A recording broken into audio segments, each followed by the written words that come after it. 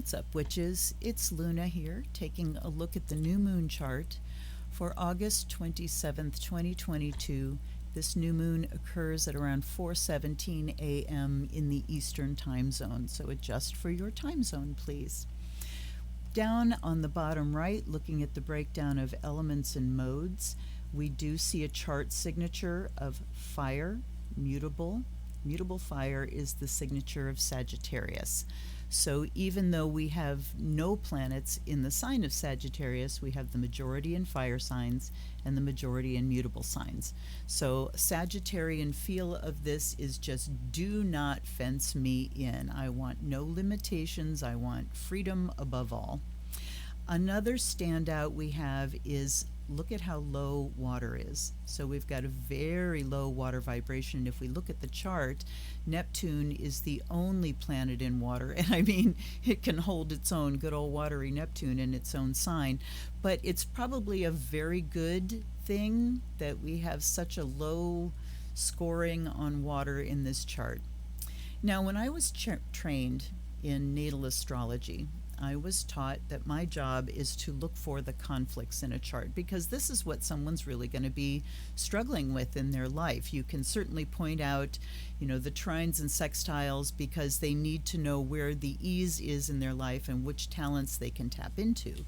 But what's really going to be grabbing their attention is the squares and oppositions and the conflicts in the chart. So looking at this chart, in regard to that, let's start off first of all with the new moon here in Virgo at 4 degrees of Virgo, 4 degrees and 3 minutes. And you see that we have, well, let's take that on its own. We're talking about, this is a mutable earth sign, so we are talking about practicality. We're talking about the physical body, everything in the realm of earth, so everything you can put your hand to, and Virgo rules the 6th house in the flat wheel, so we are specifically talking about physical health, the state of your body. And mutability is about adaptability and change and process. Virgo is all about process. So this new moon is about how we process things through our body, whether that's food or feelings, or let's just stick with food and feelings, because those are the physical things. Emotions are physical. So we can hit the restart button here on any regimens we have dealing with our physical health.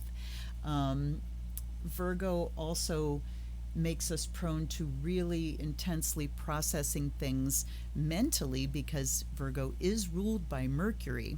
So this makes us prone to like chewing things over excessively, like a dog with a sock is what I like to say. So we're really looking at processing. So, for your ritual work, you might just want to look at, what is it that I am moving through my system? What is it I need to analyze, pick apart, and digest, process out? Virgo rules the digestive system. So what emotions am I digesting? What am I taking as nourishment? And what am I processing out as waste, right? Now, we have an aspect here. It is separating, but oh boy, it doesn't get more exact than this. We have this conjunction squaring Mars, and Mars is at 4 degrees 0 minutes. The new moon is at 4 degrees 3 minutes, so 3 minutes off. It is so exact. So let's throw Mars in there with a square. So this is going to make us incredibly volatile and trigger happy. Mars is in Gemini, so we could react verbally with this, Mars being ruled by Mercury. And I think that we really need to afford ourselves a variety of modalities in order to process, because these things are in mutable signs. Mutable loves variety. It requires variety. It has a hard time sticking to things. So we could also be prone to just being all over the map and sort of spewing whatever we're worrying about, whatever we're processing through our system. That Mars square could just make us prone to verbally spewing what's going on. So please be aware of that, and take a couple of hot seconds to think about things. Mars being in Gemini, Mars being an immutable sign overall, makes it easy for us to move through anger, to move it through, to change, to adapt. And one really good thing to do as far as ritual and magical work is write during this. Put your words down on paper. Burning them would be great because Mars is very fiery. But this certainly just makes for volatility and can make us hyper worrying. I'm trying to come up with better words than that. But we are in the shadow of the next Mercury retro, and so words are hard. And so, but just thinking about really processing those things through and being conscious that we will be very prone to hyper processing and to that kind of worry. Okay. We also have, if you see, a T-square here, configurations in a chart bring the planets involved into high focus. And the planets we have involved here, let's look at the opposition first. We have Venus in Leo opposing Saturn in Aquarius, and this is an exact opposition. We've got Saturn at almost 21 degrees, but it's retrograding back towards this Venus, which is moving towards Saturn. So Venus is at 19, Saturn is at 20, almost 21, but they're moving towards each other. That's the definition of an applying aspect. Those are stronger than separating, and in this chart you can see the applying aspects are a solid line, the separating aspects are dotted lines. So what does Saturn I cannot make words. Saturn opposing Venus, what does this mean? It means it's very difficult to express and feel affection. Venus shows how we express affection, what we love, what we take pleasure in. And Saturn is limitation and restriction. It's the Lord of Karma. So it's like no free pleasures. We're going to pay the price for, whatever we take part in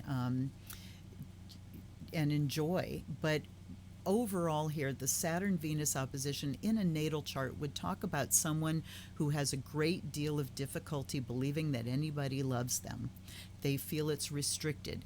They feel that affection is conditional. And it could also mean the affection they express is conditional. There are limits on it. There are restrictions on it. I will express my affection if these conditions are met, if these strictures are met. So that's kind of tough to begin with. And Venus in Leo is very dramatic about expressing affection. Wants to go out and have a great time. Leo is all about having fun. Venus in Leo is, woohoo, let's go have a wonderful time and indulge in sensual pleasures. But opposing a retrograde Saturn, it just says there's going to be a restriction somehow. We're not going to feel totally free to do this. And now let's put both of these squaring Uranus. You see that it's a separating aspect between Venus and Uranus, but Uranus is at 18 degrees 55 minutes, so just about 19 degrees, very close to Venus. So it is a strong square, regardless of the fact that it's separating. Venus-Uranus square, Uranus itself just brings sudden, unexpected disruptions and upheavals. It's rebellion and restlessness. So there's kind of a restlessness and a disruptive quality to this wanting to go out and experience pleasure. It's kind of like at all costs. The Venus-Uranus square, it can also just cause a complete interruption of our ability to, go out and have fun.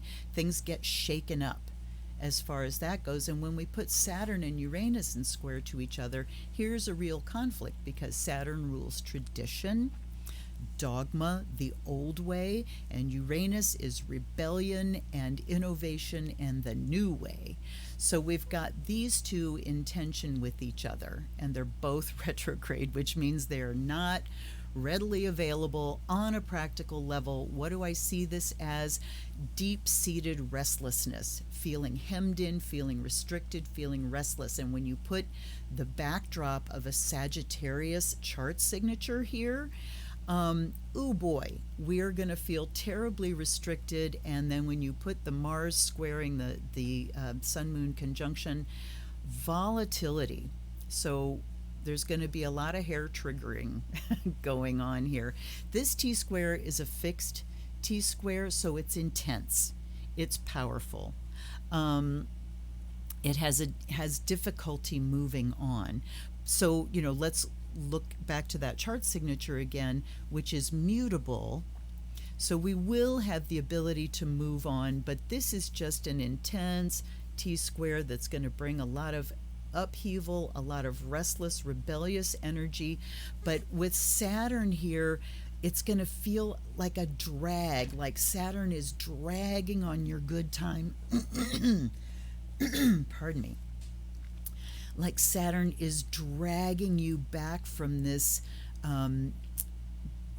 this rebellious, restless need to move forward, to change something, to bring in the new. Again, on a practical level, because Uranus is in Taurus, Saturn is ruled by Uranus. So again, we've got upheaval in the old way.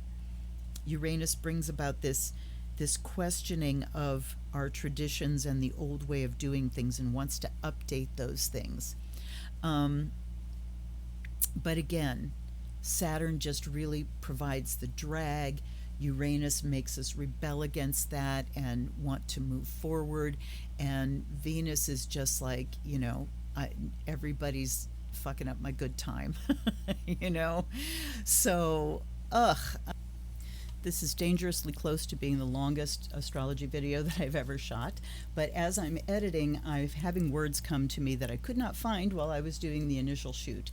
And looking at this T-square, there's a lot of frustration going on here. When you've got Uranus and Saturn tugging on each other, it really does make for a frustrated energy. We can't, achieve, which is what Saturn wants. Uranus is disrupting that achievement, and Saturn is dragging the Uranian energy of wanting to update. So what we could really do with this T-square on a very practical level is go through our stuff. Venus rules your material stuff. Go through our stuff and bring that Saturn in as a gauge of how much do we value this thing, how much do we want to keep it for the long term. And then Uranus can help us say, I either really value it and I want to keep it, or out it goes. So that can be a very good practical use of this energy, rather than it just sitting there and, stirring us up and frustrating us. And then you can use that really critical eye that the Virgo new moon brings, this criticizing, looking at everything in great detail. You can bring that energy in to really closely look at your stuff and criticize it. What is this what I need? Is it, going to help me in my process, or am I criticizing it to the degree that I just don't need it anymore? And then Uranus allows us to jettison. Let's see what else we have. It's showing here an opposition of Jupiter and Mercury, but that's wide in this chart. It's 6 degrees off. Even though it is technically applying, it's too broad for an actual aspect in this chart, and we are looking at this chart as, the new moon chart. This won't become an exact aspect for like 4 more days. So let's kick that one right out. And we can kick out the other separating aspects as well, because they are too far off, so we won't talk about those.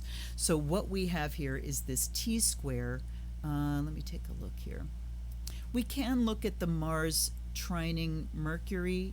That is applying. It's 3 degrees off, so it will be in aspect by the next day. Mars-Mercury trine is a great ability to express yourself verbally, to put things in words that make a difference. But what is Mars? Mars is the warrior. It's battle. Mars is ruled by Mercury there. So again, we can be very prone, and remember that the trine just makes things easy. So a Mars-Mercury trine says it's easy for me to spew verbally. Fortunately, Mercury's in Libra, so there will be this momentary, ooh, is this kind? Ooh, should I really say this? So it does give us some ability to weigh out our words before they come flying out of our mouths. But that, the fact that it's a new moon in Virgo, which Mercury rules, interesting, Mercury rules the new moon conjunction, and it also rules Mars. So Mercury is ruling over this Mars, squaring the new moon, and it really is going to make us prone to just diarrhea of the mouth, as they used to say. So yeah, I think ritually we can really look at how we want to update things. But again, with two of the planets in this T-square being retrograde, and that being Saturn and Uranus, it is going to be difficult to take practical steps. But on a ritual level, it's going to be a great time to really go into your deep mind, look at how you're processing these things, write things down. If you need to spew words, spew them in ritual. Spew them out as an act of purging. You could do something like, okay, if we're talking about fire, you could speak these words into a candle or scribe them into a candle. So you can speak them out, condense them down into a chant, into just a few key words, bring it down to the essence of what it is that you're processing here, scribe it into the candle, burn the candle. If you like to work with water, you could speak them into a bowl of water and pour it into the earth, or flush it down the toilet, or if you're speaking words of blessing, you can drink that. But I'm really looking at the purging part here, that we really need to process things through with the Virgo focus here. So let's see, what else could you do? You could write words down as well, even like on a piece of fruit, scratch them into a piece of fruit and bury it in the earth so it gets consumed, or leave it out for the animals to consume. And know that, you're not going to be doing harm to animals. There's protection there. And, it can just be an offering, but it's a way of processing things through on the earth level. I would go with burying personally. If you're doing like a blessing that you want to put out to the earth, then I would leave it for the animals to consume. But oy vey, this is going to be fraught, you guys. There's going to be a lot of discomfort here. Again, and I'm not looking at the North Node here, which is conjuncting Uranus. Okay, I have to consider it. It is conjuncting Uranus. It does not figure in, it's not in aspect with either Venus or Saturn, but it is conjuncting the planet sitting at the apex of this T-square. So it really does have to be about moving forward. This rebellious energy, and the magic that we do, the point here is looking at how do I move myself karmically forward. So that puts over everything this idea of doing no harm. Look at how you can process everything through doing no harm to anyone, including yourself. All right, big processing, big rebellious energy, big feelings of conflict and restlessness, and it is intense with the fixed energy, and it is, like I said, fraught is the word that I'm getting. So I wish you a lot of luck. And this is also one of those things where this is why we do ritual. This is exactly why, because there are these energies that we need to deal with, and we don't just want to go out and let fly on everything. You know, we don't want to have these energies riding us like a bad pony, as I say. So ritual is the place where you can take these energies and you can work them out. You can process them on that deep internal level, which is what these retrograde planets are calling for. And in retrograde season, you know, we've got Jupiter, Saturn, Uranus, Neptune, and Pluto all retrograde. 5 of the 10 bodies are retrograde, and they're the big boys. So, you know, all of the outer planets. So that means internal work. Okay. Moving into Virgo season, this is what it's all about. What have we harvested? What are we processing about this, you know, the previous season? And being that this is a new moon, what are we processing about the previous moon cycle? So I wish you so much luck. I wish you wonderful ritual. Go deep. And move it on through. All right, you guys, I hope you got something from this. If you did, this has been longer than most. If you did, please hit the like button and subscribe if you haven't done that already, and I will see you next time. Until then, this is Luna. Blessed be.